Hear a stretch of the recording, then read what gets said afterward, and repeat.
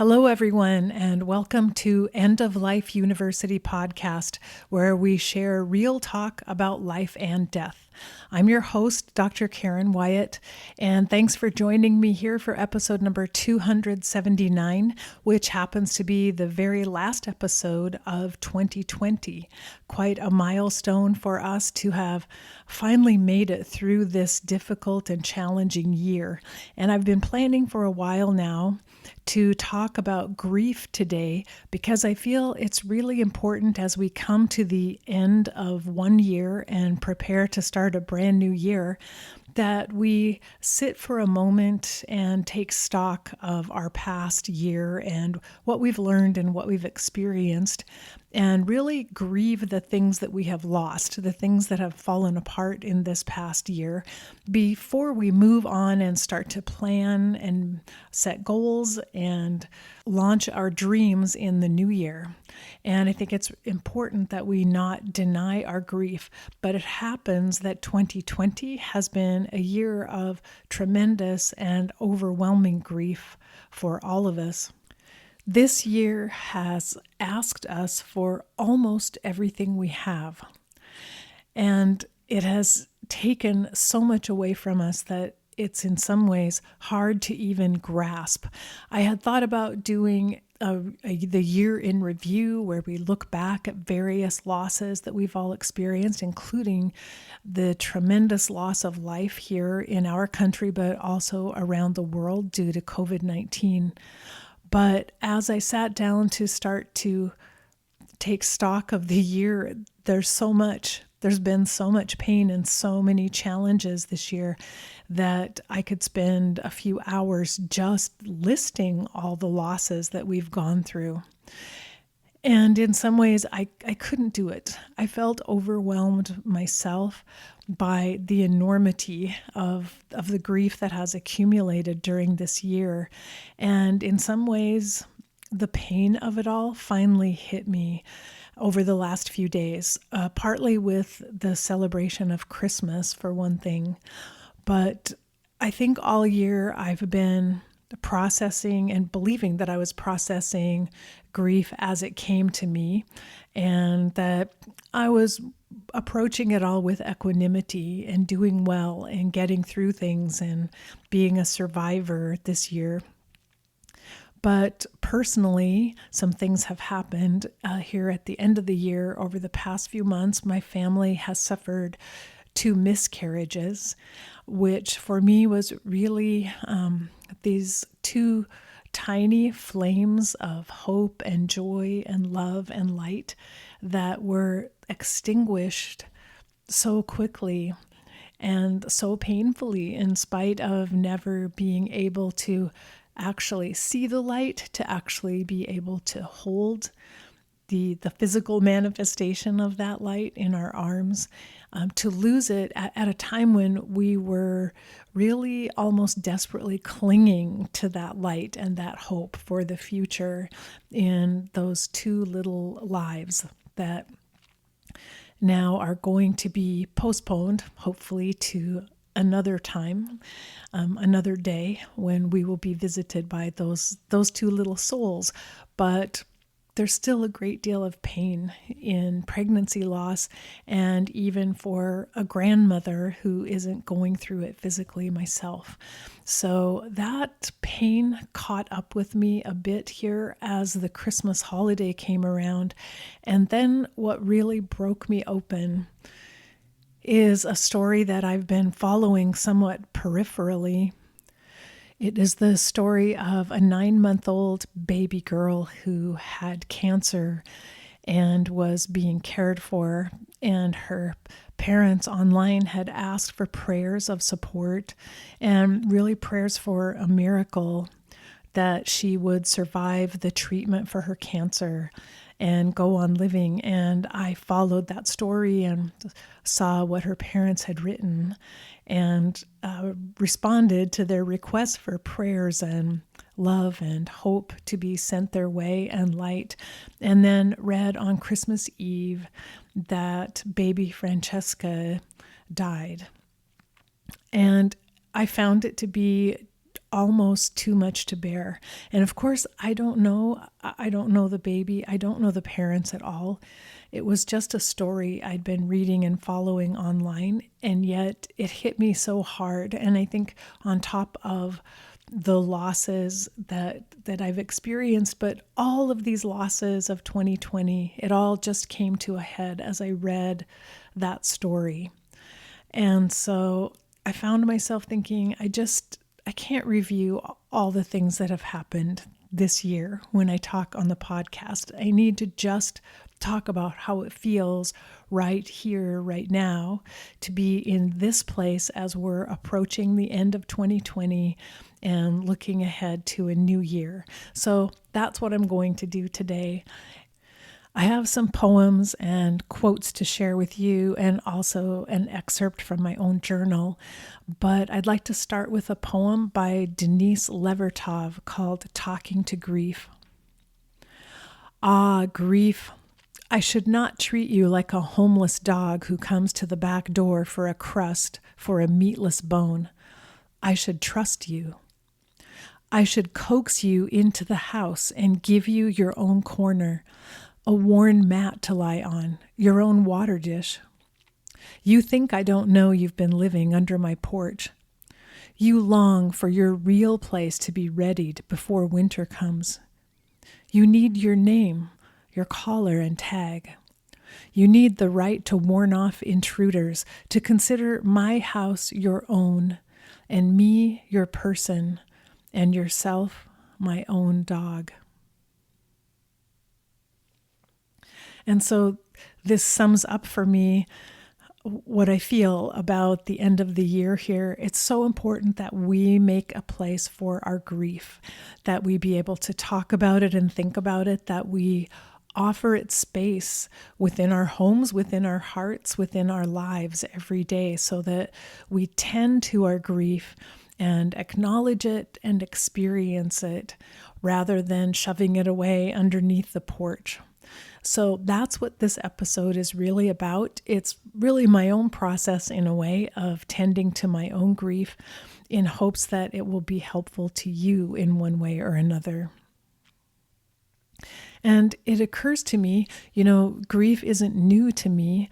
I was plunged into it 31 and a half years ago when my father died by suicide, and I had my own struggle with grief for many, many years. And it occurs to me now that grief is something that we really cannot understand when we're in the midst of it, when we're being overwhelmed and drowned in our own grief. We cannot make sense of it. It simply is not reasonable, and it doesn't necessarily seem to have any meaning whatsoever, nor can we find any direction or any pathway in the midst of our grief. So as we talk about it, it's really important to know where you might be in your own grief process. For me, insights about my grief and some understanding about it came to me after many years of struggling in the midst of it, and that might be where you are right now. So I don't offer you these words about grief in any way to presume that I have answers for you or that I am trying to make sense of your grief, because that will be part of your own personal journey with grief. I'm sharing with you what I've experienced and how I look at and see things now as part of my journey, in hopes that perhaps it will give you the smallest thread of hope to cling to for the future, that you too will one day come to a place where you have an understanding about your grief process and what you have experienced. Next, I'm going to share with you an excerpt from my journal, something that I wrote after learning about the death of baby Francesca, and just feeling my heart completely break open and really everything just fall apart. And again, it was kind of symbolic of this entire year, and I think it was the culmination of carrying and living with this burden of grief and suffering all year. that led to this falling apart on my part, and then what I wrote in my journal. So I'll read this to you. We asked for a miracle, God. That's all we wanted for Christmas this year. A small, not so unusual miracle. Just let a precious little 9-month-old baby live through her first Christmas. And, well, her first birthday, too. Just 3 more months. Not much to ask. And then why not another Christmas and another birthday and another and another? Why not, God? It's not so much to ask. Each day and each moment with is precious beyond imagination and would bring us joy like never before seen, and bring us hope. Hope that maybe we're not just floating here alone in the universe for no reason. Maybe there is a meaning to this chaos. Maybe there is a directionality to our journeys here. Maybe there exists somewhere a complex guidebook or roadmap that explains this bizarre path we are following and can't begin to navigate. Maybe there is an answer to every question. We asked for a miracle for Christmas, not even for ourselves, not even to be enriched or blessed, but only so that the world could hear this baby's laughter for one more day, so that we could look into the depths of her eyes and know that there is goodness in the universe, so that we could feel her tiny fingers circling around our own and know that we are not alone. We ask for a miracle, God, just an everyday, ordinary miracle. And you left us a message. In lieu of the tiny, ordinary miracle you requested, I've already given you the greatest miracle of all, this baby and her 9 extraordinary months of life. That grandfather with his 90 noble years of life. This planet suspended in a vast black universe, aglow with light from that sun. This breath that rises and falls in each moment. This love that stitches together every particle of the universe and every being, whether held in your arms or woven into your soul. This is the miracle you already have and always ask for in your moments of forgetful suffering. And so that's what came through me as I was journaling and processing this pain of the baby who died, the miscarriages, all of the lives around the world that have been lost, and all of the suffering that has been endured due to COVID-19 this year, and so many, many other losses, so much suffering that has happened, so much that has been taken from us. And so as the message that came through while I was writing, it is my hope that we are able to still find the miracle that's already been present in this life that we've been given, even though we are suffering and even though we are grieving. May the miracle become more and more apparent to us. And so with that said, I want to talk a bit on perspectives about loss that I have observed and that I have even experienced and gone through myself as part of my journey. So the first being the perspective that loss and grief are in some ways the opposite of faith, that if we are grieving over things we have lost, it's because we don't have enough faith. Faith that there's something greater than us, something beyond us, and that if only we had more faith, we wouldn't be experiencing the pain that we're in. And as the writing that I just read to you, I Our suffering is always forgetful. When we're suffering, we don't remember. We don't remember the miracles of life and the joys of life. We are simply experiencing the sorrows and the grief, and that's what's present with us at that time. So the idea that comes to us that somehow, if we had faith, we would not be suffering, I believe is in error, because the fact that we suffer and feel this pain, it's human. It's part of our existence. It's woven into our existence. And it says nothing about our orientation toward life or our belief system or our ability to have faith. It simply says that loss hurts and we are in the midst of pain. And as I said, we can't understand it or explain it when we're in the middle of it. We simply have to be with it. So I think that's a crucial thing to remember. I do think another perspective that some of us may have on grief and this pain of loss is simply to want to deny it and ignore it, to leave the dog under the porch, as Denise Levertov said, to really try to eliminate and remove it from our lives. And to believe that if I find as much pleasure as I can find in life, if I find success and accomplishments, I don't have to deal with grief. I don't really want to spend my time there. I don't want to feel those emotions. I don't want the pain to be part of my life or to live with me in my house. So I'm going to shut it out and I'm going to ignore it. And much of our society exists with that mindset that grief can be ignored and avoided. But those of us who are in the midst of it right now know that that is not true.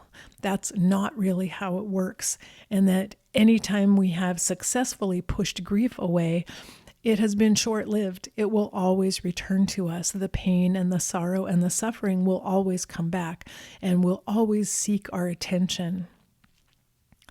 And so we're better off, I believe, if we can wake up from that mindset that grief could possibly be ignored and eliminated from our lives, to accept the reality that grief is here to stay and it will always be part of our lives. In fact, I believe now that grief is really meant to be a day-to-day process, something that we're always aware of at all times, not a temporary state that we occasionally encounter in our lives when something happens, but that grief is really woven in with all of the joys and all the blessings of life.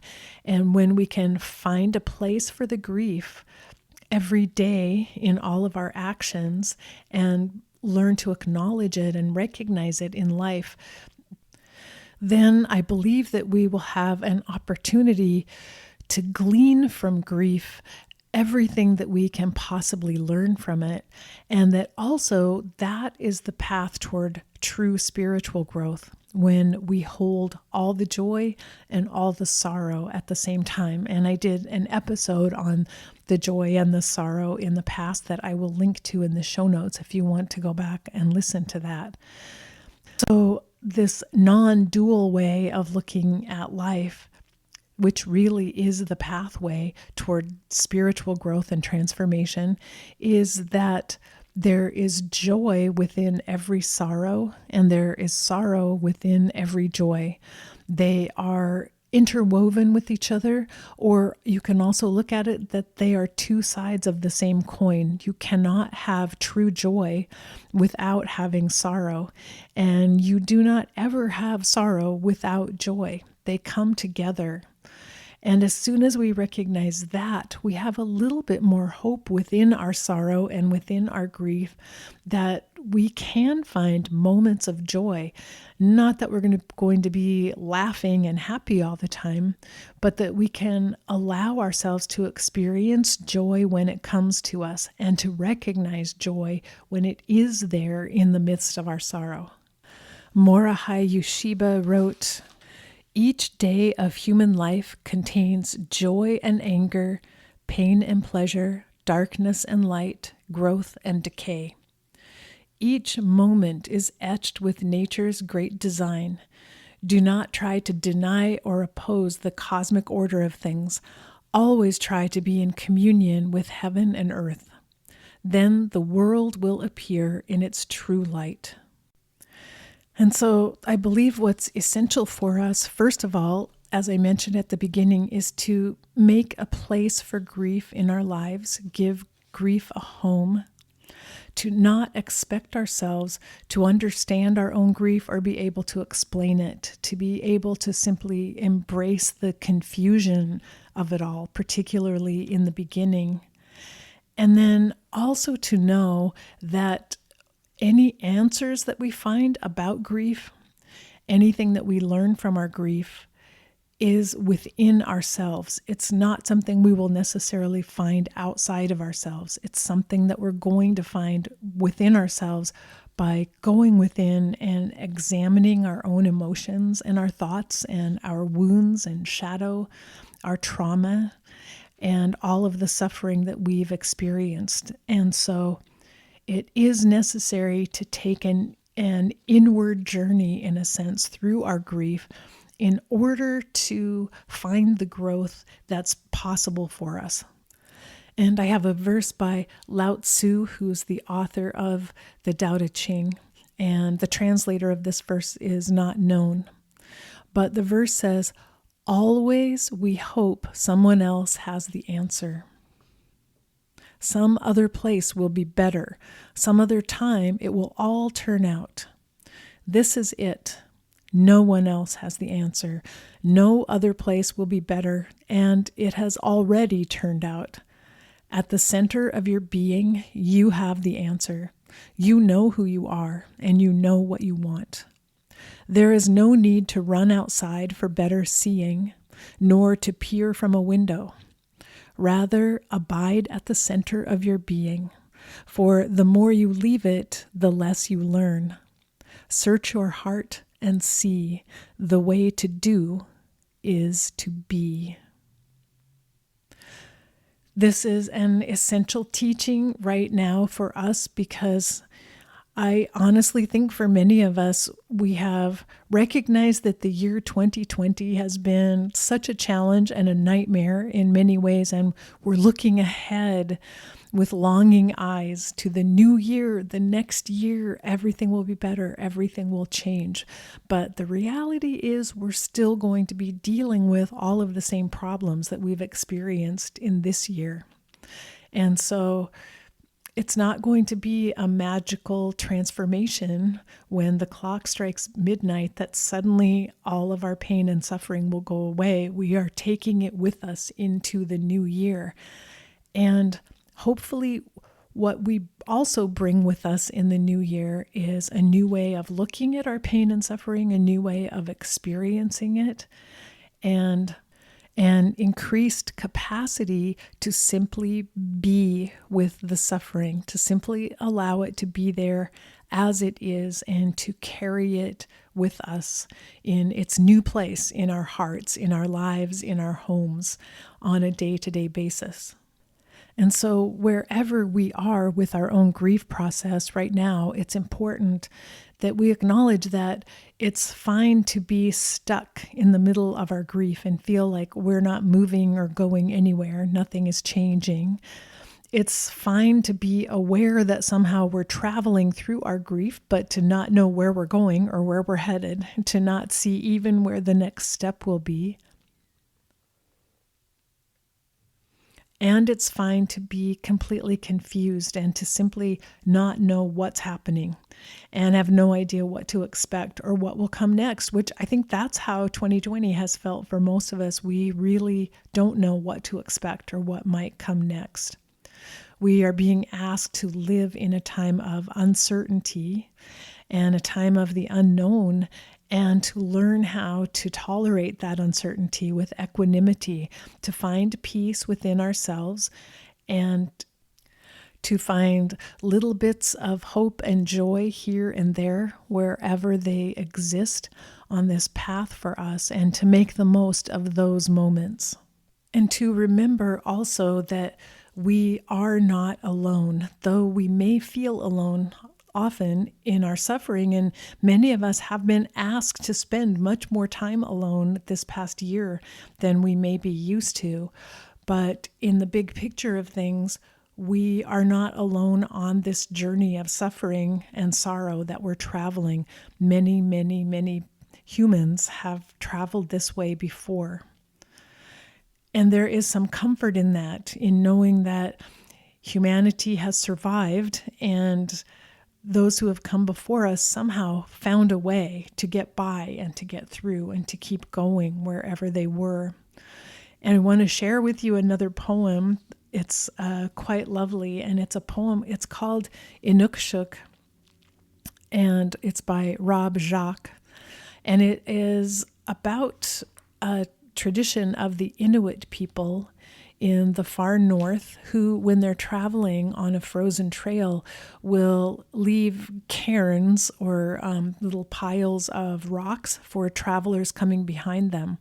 And they make Inukshuks, which are 5 stones that are placed in a rough human form to look like a person. So you can imagine 5 stones and how they might be placed, one as the head and then 2 arms and 2 legs to look like a person. And they place them on the path as a sign to the people coming after them that they were there. It's a sign of encouragement, a sign of endurance, and a sign of faith. Keep going. Hope. Someone else has been here. I left this for you so that you would know I walked this way too, and I'm still going. I love that idea. I love the idea of these small ways that we can leave little reminders for each other. I have been there too. And I guess I could say this entire podcast is meant to be an Inukshuk in some ways. For those of you who may be really lost in your own grief, I wanted to leave just a little memento, a little reminder for you that says, I've been there too. And I found my way and I kept going, and that I hope that that's possible for you too. I hope this gives you just a little bit of encouragement. So here's the poem, Inukshuk by Rob Jacques. We were here. We saw sorrow. Across our hearts, emptiness and cold pulled hard as they do in you now.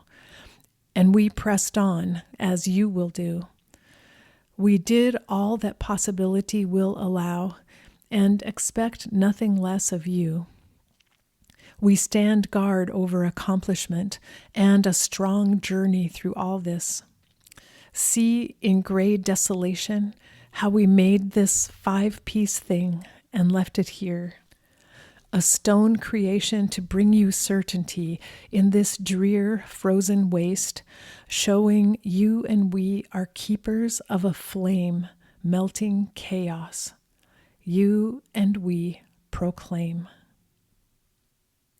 So again, I love this idea that we can leave reminders for each other, and every step that we take on this journey becomes a footprint that someone behind us can take some hope in and follow. No matter how confused we are, no matter how lost we feel, wherever we've been and wherever we move to on this journey, we are creating the reminders of grace that will be there for someone else who's traveling also through this time of suffering.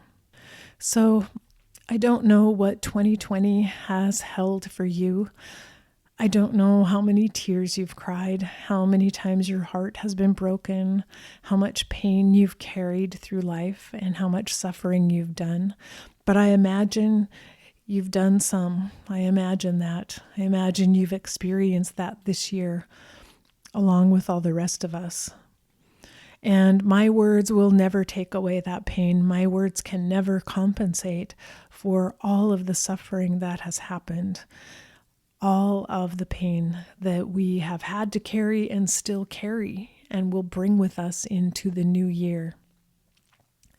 My wishes for you may be falling flat and may not carry any weight with you, which is fine, because if this means nothing to you right now, it's simply because it isn't the right time for you.